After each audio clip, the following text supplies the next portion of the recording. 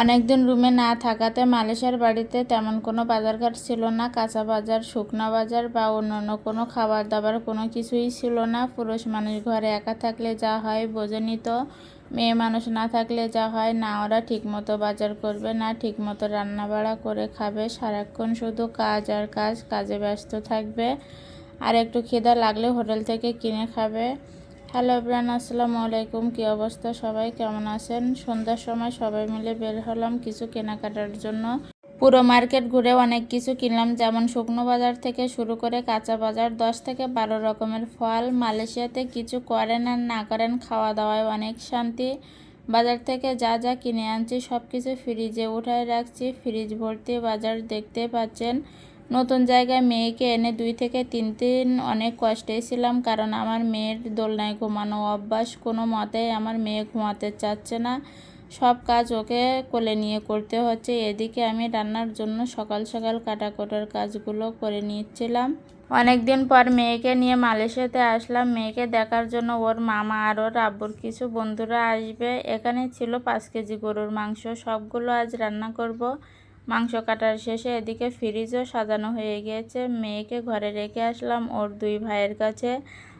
আমার ছোট ছেলে আবার অনেক দুষ্টু, ওর ছোট বোনের সাথে অনেক দুষ্টামি করে। কাজের ফাঁকে ফাঁকে আমি ওদেরকে দেখতে যাচ্ছিলাম, কারণ হলো আমার 3টা বাচ্চা, 3টাই ছোট। ওর বড় ভাইও ওকে অনেক যত্ন করে। রুমটাও অনেক অগোছালো, দেখতেই পাচ্ছেন। এই 2 দিনের ভিতরে কোনো কিছু ঠিকঠাকভাবে গোছাতে পারলাম না, কিন্তু আজ কষ্ট হলেও গোছাতে হবে। ঘরে মেহমান আসবে বলে কথা। অন্যদিকে মাংসটাও রান্নায় বসায় দিয়ে আসলাম। আমি আবার গরুর মাংস রান্নাটা অনেক সুন্দর করতে পারি। এদিকে ভাতও বসিয়ে দিলাম কুকারে। মালয়েশিয়াতে আতপ চালের ভাত খাই। আতপ চালের ভাত হতে টাইম লাগে না, 15 থেকে 20 মিনিটের ভিতরে হয়ে যায়। অন্যদিকে গরুর মাংসের কালারটাও কিন্তু সে হয়েছে, দেখলেই পানি চলে আসবে জিভে। বাজার থেকে কাঁচা বাজার করে আনছিলাম বিটকুট আর মেটে আলু।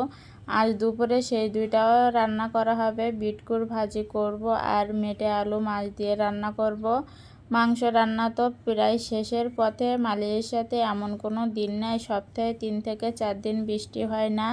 বাইরে প্রচুর বৃষ্টি হচ্ছে, ঝমঝম করে। দেখেন বাইরে কি পরিমাণ বৃষ্টি।